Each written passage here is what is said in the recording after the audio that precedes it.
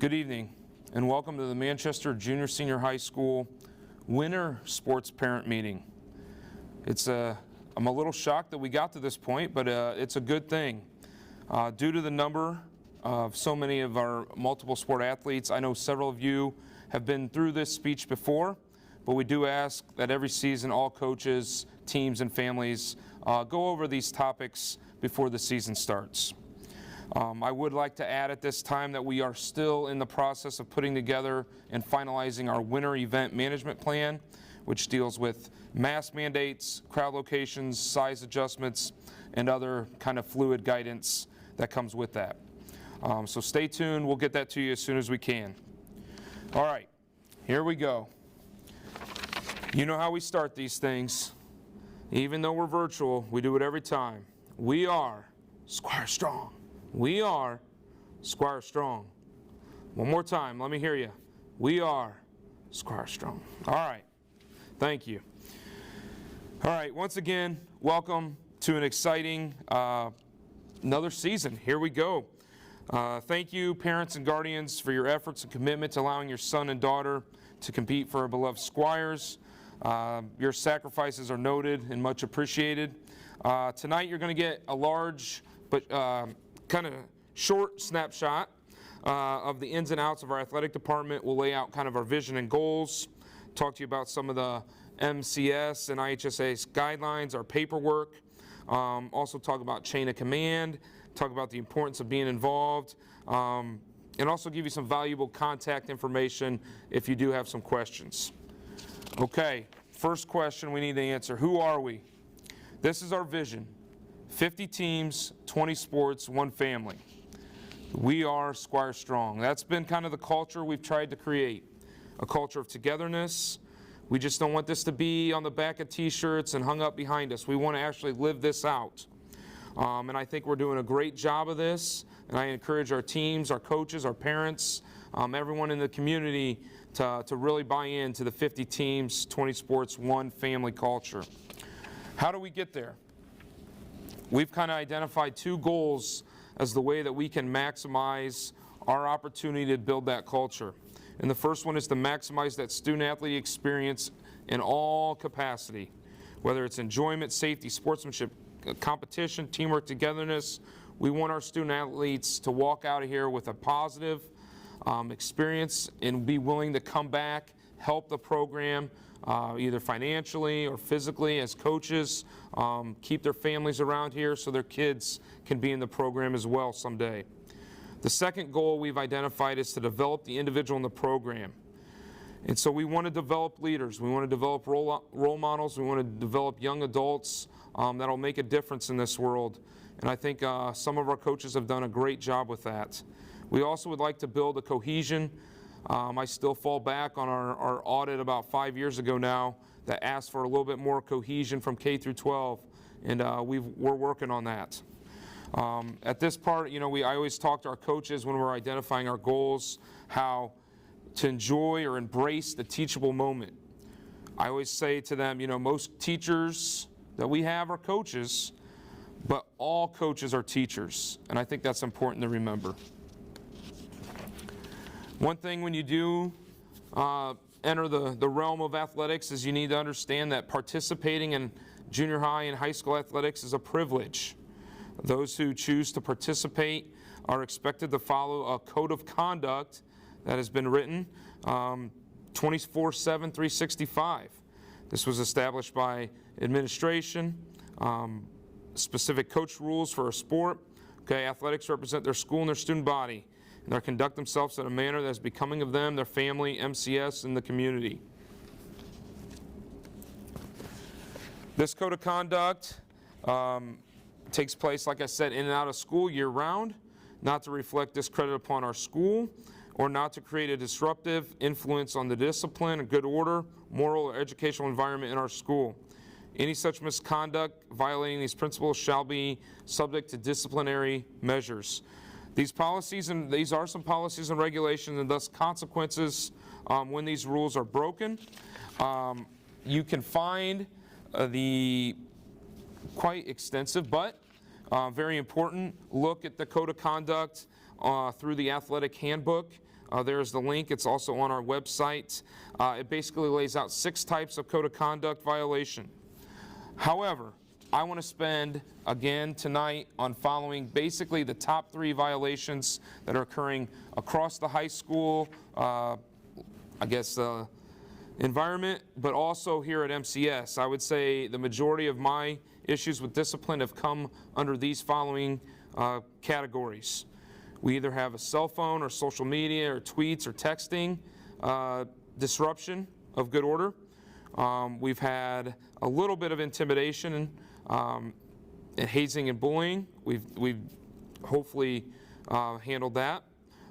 We also have the third one, which you probably know is the drugs and alcohol and tobacco usage. These 3, again, continue to be kind of the most, the most violated areas in high school. So let's take a look at them a little bit more in depth. The cell phone policy here. All cell phones and camera, any devices are to be secured unseen within any MCS locker room and restroom. This applies to all athletic-related participants as well. I've shared a few stories about the cell phone. I'll share you those details tonight, but this is very, very important. Put those phones away, especially when you're in certain areas, and we won't have any issues. Social media. Let's get to this one. Social media continues to be on the rise. There's all sorts of platforms that keep popping up year by year, and young people are just drawn to this way of communication. But what you put out there, it can be traced, it can be followed back to you, and coaches, athletic directors, parents, people can find it. And I just want to give you that warning. Student athletes are responsible for information contained in written or electronic transmission and any information posted on a public forum. Any inappropriate, ill-meaning, or derogatory material shall not be posted in any public domain and may be subject to school or legal disciplinary action. Please be careful with your tweets, your comments on Facebook for students and parents. Texting, tweeting, and uses of social networks to discourage, criticize the team, other students and opponents, coaches, and other school personnel will be deemed conduct unbecoming of a Manchester student athlete. This does not fit into our 50 teams, 20 sports, one family culture that we've been trying to create. Any individual identified on the social network site which depicts illegal behavior will be considered in violation and may be subject to athletic, school, and legal disciplinary action. The second, kind of area that we need to talk about is the intimidation, the hazing, and bullying. MCS will comply with the provisions of House Legislation 1423, anti-bully laws. This will include parameters for investigating, reporting, and providing follow-up services to complaints alleging bullying behavior. Students and parents who have complaints regarding this shall contact our teachers, coaches, administrators immediately. And then the third area, like I said, which is probably pretty self-explanatory, the violation for underage usage of alcohol, drugs, smoking, tobacco usage, those kind of offenses. Okay, shifting gears a little bit here, let's get into some other areas we need to discuss today. Insurance. The athletic department does not provide insurance coverage for student athletes. The IHSA does carry catastrophic insurance to cover major injuries occurred during participation in approved IHSA sports programs. It should be noted that neither the IHSA nor Manchester Junior Senior High School carry any first dollar medical insurance for athletic injuries. Speaking of injuries, we got one of the best in the business. Kevin Watson is our athletic trainer. We are very, very fortunate to have an athletic trainer with Kevin's experience and knowledge at a small school like we have. The training room is available for treatment, rehabilitation. We are connected with Parkview Sports Medicine and do have, like I said, Kevin Watson here on almost all occasions. It is vital to keep an athlete's schedule for rehab appointments, definitely under these COVID times. You have to kind of go through the right processes and protocols when entering the training room, and Coach Watson has that kind of laid out for our coaches, and he'll get that information to you. One of the things that, and we even had a question this fall from a parent was, we had their student athlete was pulled from a fall practice. Hey, what's going on? We do a baseline test with concussions. Wadi is kind of in charge with this. And so beginning in July 1 of 2012, it is an Indiana state law that athletes and parents must be given concussion information. It can be found on our webpage. Coaches will cover this in their meetings and sign a form that they've received information pertaining to concussions. This is on your final forms. There is a concussion page that all of you will digitally sign, athlete and parent. Another one, like concussions, is cardiac arrest. Beginning in 2015, it's a state law that parents must have the same kind of cardiac arrest information. Again, this is on the athletic webpage if you want information, but also this is another final form that is digitally signed before participation by the student athlete and the parent. Risk statements. All athletics need to have a risk statement associated with their sport. They're directed to instruct safe and proper technique.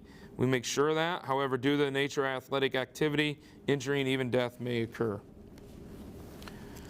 Let's get into some of those forms that I was already kind of mentioning here. What do we need? Because this year's a little bit different. We need, obviously, a physical turned in, done after April 1st of 2019, may be turned in to count for your 2020-2021 season. However, let me say that you need to have what I have stand for the 2020-2021 with COVID documents. There is a little packet of what I'm calling kind of the COVID papers that has an updated IHSA questionnaire that asks you questions. It has a kind of a new Parkview form that has a COVID paragraph in there. There's also a new consent and release form that has a little COVID statement in there as well. So again, if you have not played a fall sport, which many of you have and you've went through this, and if you're just starting for this year, you may use last year's physical. However, you have to fill out a little packet that says, yes, please use last year's and update some of those forms. The emergency medical card, the athletic responsibility, all of these other forms that we used to have where it was a huge packet have now been reduced to just our final forms online version, okay? These are a final forms website. We have those papers that should go out to you through our coaches meetings and individual sports meetings. Make sure you click on every page and digitally sign those. Read through those and sign, please. We're starting our 4th winter season. We rolled this out about 4 winters ago with final forms, and I would say it goes relatively smooth. We've had some bumps and bruises, I guess, with COVID this year. We also have every once in a while a new student or new family that's not quite familiar with this. I will have some Chromebooks available, or better yet, they can bring their Chromebook to my office. We sit down, we can work on this together. I usually can help them in 5 to 10 minutes, and we can get on our way. Eligibility. Eligibility has been a hot topic. I did go over a new policy from the IHSAA this year in regards to hybrid or online learning. If you do have some questions there, I've talked to already a couple families this month about that option, so please reach out to me and we can go over that. But eligibility, as it stands, you need to be eligible. Students must have received passing credit at least 5 grading periods. Okay, we have just went over eligibility, and that was released last Monday. So that list has went out to all coaches, teachers, and administrators. High school final grades from the previous year do carry over. That doesn't apply here to the winter, but you just need to know that as we move forward. And student athletes must attend all classes the day or the day before when you have a Saturday contest to be able to participate. There is a little bit of flexibility here this year than years in the past. but I want you to make sure that that is still our policy. We want you here if you can be here.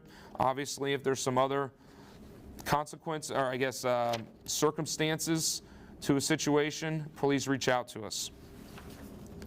Let's keep moving here. We have athletic fees. There is a $15 activity fee per season to compete. This is, we kind of call it kind of our travel money to help pay for transportation and other items. But each student athlete is required to pay $15 per season. Locks, we will issue locks collectively from your coaches and then collect them at the end of the year as well. Transportation, this is where you usually, like I've said before, you get my spiel about how important it is to ride as a team. Those team bonding moments help create that team culture and that one family culture we're looking for. However, we understand that under these circumstances that the bus and that's tight quarters, to alleviate some of that stress, we do and have opened up the ability for you to transport your own student. We do have paperwork, though, that needs to be signed. Coaches will have a huge packet of these during road trips. Please sign these, turn those back into your coaches. If you are having another parent transport your child, we need this to be done in advance. There is another form through the athletic office just outside. It sits on my wall just outside the office. Please come fill one of those out, and we'll make sure that we cover or dot the I's and cross the T's there with transportation.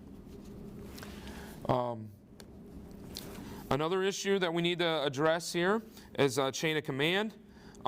We do ask you to please follow the chain of command as long as the safety of your student athlete is not being threatened. We believe that communication can solve a lot of issues. And if you call me, that's usually the first question. Have you talked to their coach? Has the student athlete talked to the coach? A parent should then set up a meeting with that coach and athlete. And then the third is that they need to contact the athletic director if needed for a coach, parent, and athlete meeting, which we've had. And I think once we get in the same room or we get to talking, the communication can help solve a lot of issues. Okay? This is an area of improvement for myself and I think for the community as well. Let's try and follow this chain of command. One last thing before I do move on is, we talked to our coaches about being approachable, extending that hand to someone who is struggling, and yes, we will listen, and the chain of command is established to get the best results possible through discussion. Okay, some good stuff. Let's move on to some good things here. The Booster Club. Booster Club is under new leadership. The transition has been smooth. We got 4 individual ladies that are just knocking it out of the park. They're doing a great job. They're trying to get more people involved. They're trying to do a few different things. I encourage you to kind of look to join the Booster Club if you can. Again, they have bought into that 50 teams, 20 sports, one family culture we're talking about.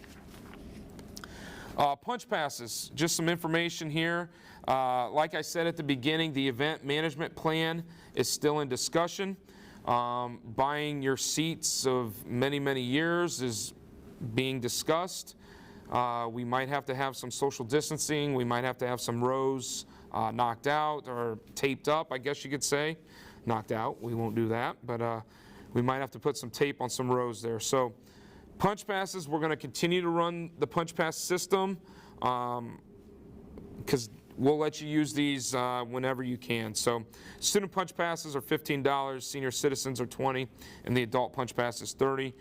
That's quite a bit of savings. Again, this is a 70% savings for students, 60% savings for senior citizens, and 40% savings for adults. So encourage you to kind of use the punch pass system if you are going to attend some events. Remember that these are not part of county tournaments, RRC tournaments, TRC tournaments, or any IHSA tournament games. Media Day. Media Day, Picture Day looks to be kind of mid-November. We've done this date in the past. It's a date that we don't have a home contest. We'll try and establish this with the right people and get some words out about November 18th. That will just be high school. Let me repeat that. That'll just be the high school teams. We will have the junior high teams set up at another date. Some other dates to kind of look at, fall sports awards. I know I'm talking to the winter parents here, but we just want to put the fall sports awards. There's so many, like I said at the beginning, multiple sport athletes. November 12th. We are probably going to have to go virtual with the segment that the athletic department has done in the past. We'll talk to our coaches here. They'll be in touch about setting up the fall sports or your fall team awards. The winter sports awards will look to be, and that is already a typo right there. I apologize. That is Monday, March 29th of 2021. Sorry about that. March 29th, 2021. We will see where we're at with the guidance and whether we can have big events in that pack. So just put that on your calendar tentatively. Accessing some information here. Here's always the website. I kind of been able to, use the Facebook and Twitter. We have quite a large following in those domains, and we'll probably continue to try and use the Twitter and Facebook page as an area to get information out as quickly as possible up to the second. The web page is kind of maybe going under a little transition. We're looking at that. So if you want to get, like I said, up to the minute information, use those social media sites. Local media does a tremendous job covering our Squire athletes as well, and we thank them for that coverage.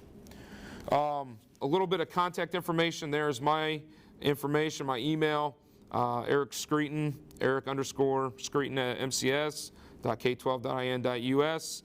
Joe Kerr, who is unbelievable. She takes care of everything. There's the number to the athletic office and her information as well. Meeting areas, this is usually the time of this meeting where we break off and coaches take a room and everything, but again, we're not going to do that this year.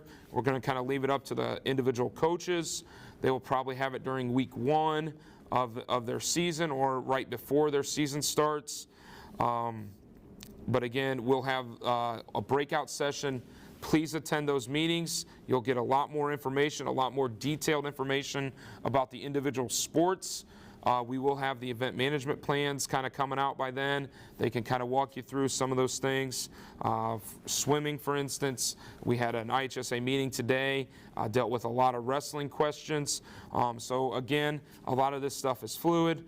We're making changes, and protocols and policies are changing kind of still weekly or bi-weekly. So we encourage you to kind of just stay in contact with your coaches, and we'll get you that information as soon as possible.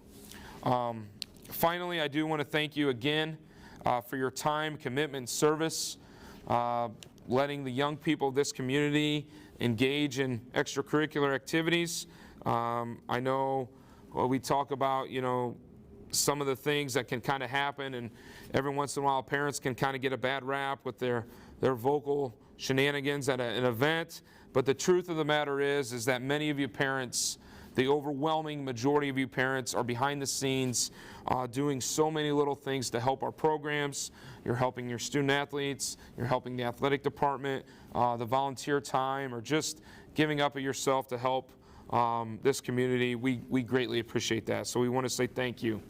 And again, we want you to have a good night, have a great winter season. We want to keep it rolling.